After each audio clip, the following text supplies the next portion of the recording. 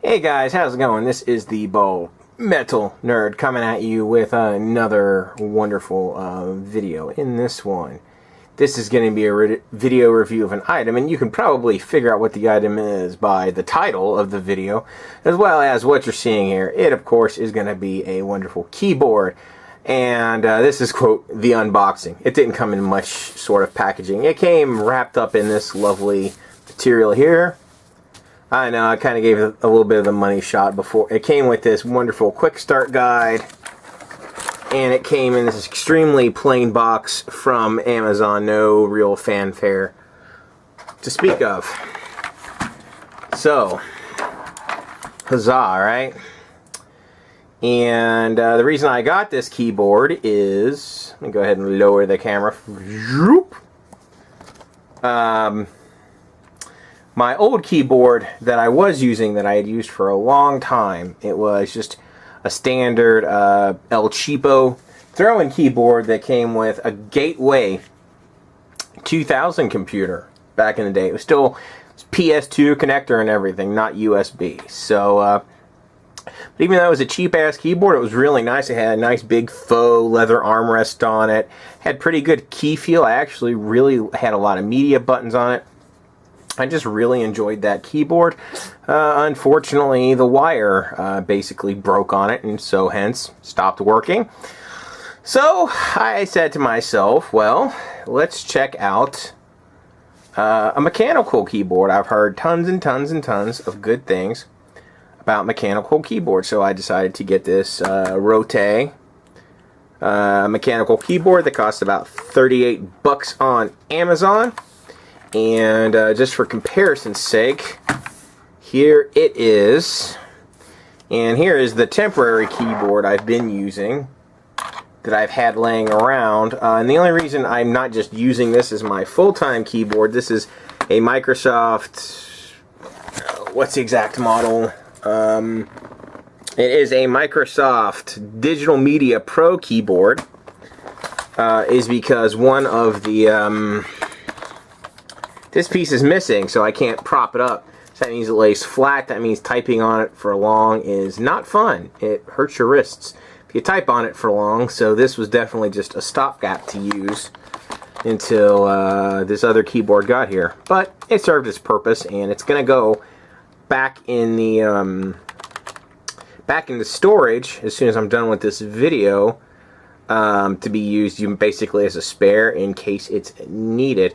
Now what's funny is this is actually selling, I'm assuming probably new and sealed, because this has not been manufactured for a good while, for $125 on Amazon. Do yourself a favor, don't pay that kind of money for it. It's really too bad Microsoft stopped making this keyboard. It's actually, for a standard domed scissor keyboard, it's pretty nice. It's got tons of, but just for fun, we are going to compare the key presses of the mechanical keyboard versus the more standard scissor dome type, I guess as they're known as. So let's see. Here we're going to basically we're going to press some keys. Obviously that's on the mechanical keyboard. And now I'm going to press the same key. Key feels, it's not really comparable. Key feel is much more solid on the mechanical keyboard than the Microsoft one. And that's pretty much that for the comparison. So guys, what I'm going to do now is I'm actually going to pause real quick, put the keyboard where I'm actually going to use it, reorient the camera a little bit, and I will be right back. See you guys in a second. Alright guys, here we are with the keyboard where it's naturally going to be. It's on the keyboard tray with that's going to be used on. And before I get started talking about it in detail, I just wanted to show off the cable here a little bit. It's a really nice thick braided cable, very substantial, much more substantial than what you get with pretty much any sort of pack-in keyboard or cheap keyboard that you're going to see. The only downside is the fact that it's only 6 feet as opposed to 7 feet, which is what I believe the Microsoft one was. But whatever. Also, you know, when I first took this out of the box, I noticed, hey, this keyboard's a little smaller. I mean, yeah, it's a full-size keyboard, but slightly smaller than what I'm used to as far as a full-size keyboard goes. And I was like, man, is that going to be good? Well, the answer is yes, because as you can see, we've got not a whole lot of extra plastic there on the edge. So what that means is, for the first time ever, actually, I can fit this entire keyboard along with a full-size mouse pad on my keyboard drawer, and the keyboard drawer actually slides completely into my desk. And yes, there's my secret shame, my cable mess. Anyway, pretty awesome, actually. Really happy about that. So yeah, let's go ahead and show off a little bit more on this keyboard. You're probably wondering about the mechanical switches. Well, maybe you are, I don't know. The keys pop off real easy. Actually, guys, I'm going to pause real quick, be right back. Alright guys, I'm back, and now I'll talk a little bit more about the keyboard and switches. I believe these are cherry blue switches. Not 100% on that. I'm going to go ahead and zoom in so you can see a bit better. I removed 2 of the keys. They come off real easy, and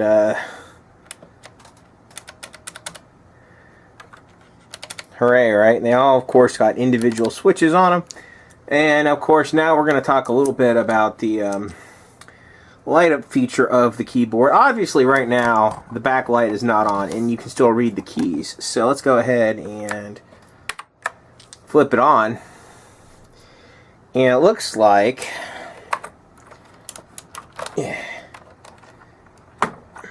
each key has its own individual LED backlight. That is a pretty, I guess, elaborate lighting system.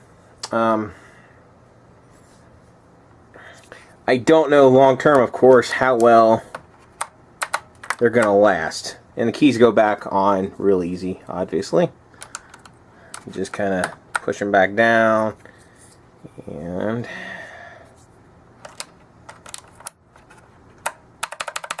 there you go, right? Not much to it. You know, now let's see, does the light go out when you press the key? No. Pressing the key doesn't do anything to the light whatsoever, obviously.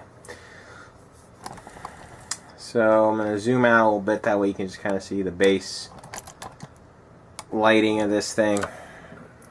And I'll scoot it in. Pretty exciting, right? So now, guys, I'm actually going to show, I'm on basically a site that shows, I'm going to go ahead and adjust the camera for you, that it shows N key rollover, which is basically how many keys you can press on the keyboard at the same time and have it still recognize your strokes. So of course I'm going to start off with the WASD keys, because those are the popular ones for movement in games. And yeah, you can hit the space bar, which is sometimes, you know, jumper or whatever. And you can hit multiple other keys.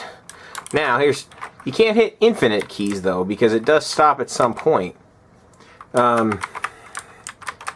It's interesting to figure out what will and won't work. And this was advertising as having N key rollover. So obviously you can hit more than one key and have it be recognized. Let's just,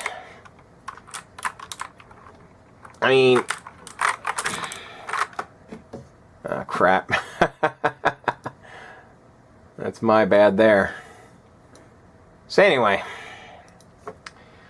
you hit all this. Oh, now I'm moving the, really kind of screwed that up. So anyway,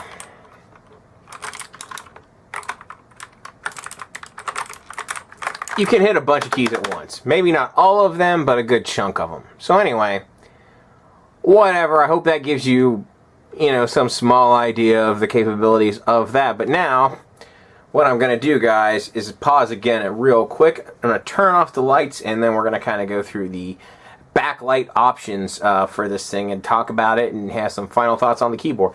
See you guys in a second. Alright guys, here we are with the lights off, and obviously the keyboard is lit up like a Christmas tree. And I mean, but of course you can always, of course, turn it off, and obviously it still works, but you can't see the keys too well that way.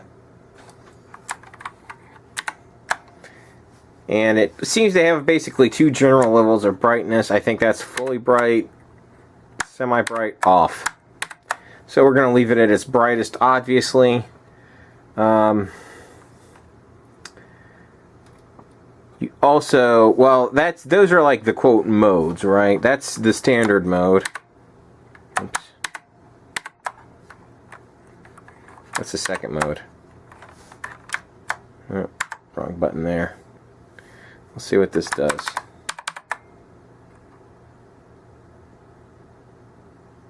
Oh, it just puts on like a little bit of a light show, I see. Between the modes. Basically makes it flash. I see. That's really actually kind of irritating.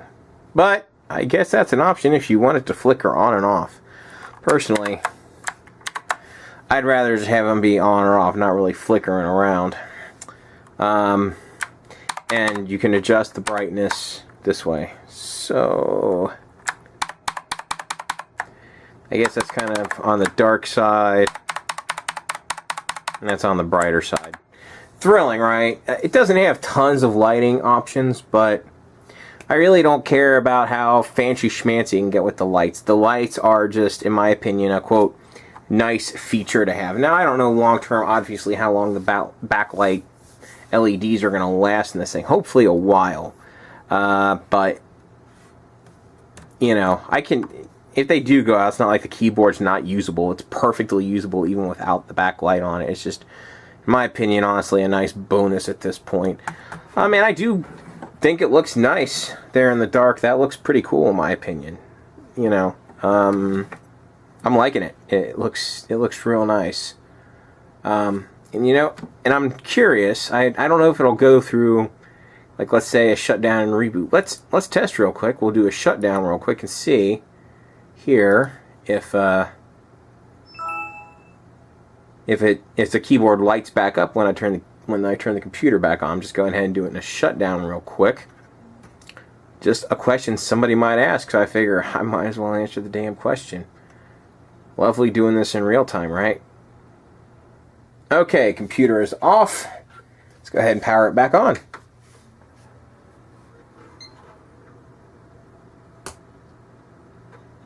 Hey, look at that! The keyboard comes right back on. Now, I wonder if, let's say oh, interesting, when it gets to the to that. Now, let's go ahead, just for fun, turn the backlight off, and we'll do another shutdown. I know, this is riveting, right? Just curious if it gets reset at any point, or if it, quote, remembers your preferences. Alright, computer's off again. I know, it's so much fun watching darkness imprisoning me. Oh, sorry. Ooh, we just heard a amp kind of pop there. It looks like the computer kind of, it does kick back on. I don't know if it remembers preferences or not. Let's see what happens when Windows actually boots. That looks like it turns it on by default. So again, I don't know how much of this stuff remembers, you know, session to session, but whatever. Also, now it's time for me to pause again. I'm going to turn the lights back on. We'll do a bit of a typing test, and then that'll pretty much be it. So, see you guys in a minute. Alright guys, here we are with the typing test. Let's see how we do.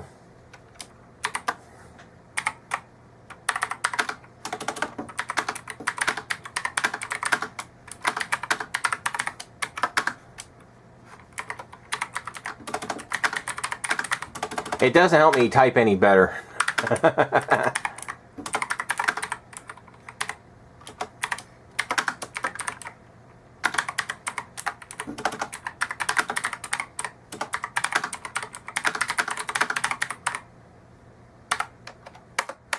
Okay, obviously it types just fine, as we kind of figured it would. Now the question is, since this is a mechanical keyboard, when does the key press get registered, right? Do I have to push the key all the way down, or does it register before I, quote, bottom out with the key? Well, let's find out. I'm going to hit, this is the letter G here, so I'm going to look at my screen here, and I'm going to start pressing down, and I'll tell you as soon as registers on the screen. Okay, I still have some ways to go. It did not bottom out the key for G to appear on my screen.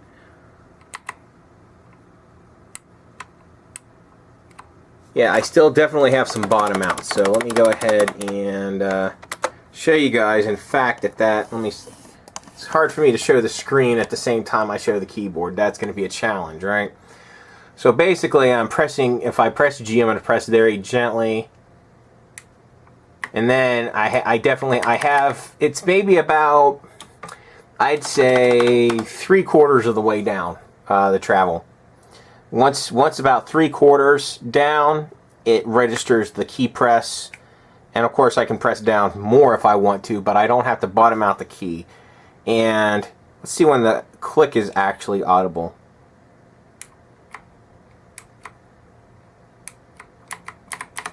It gives an audible click when it actually registers.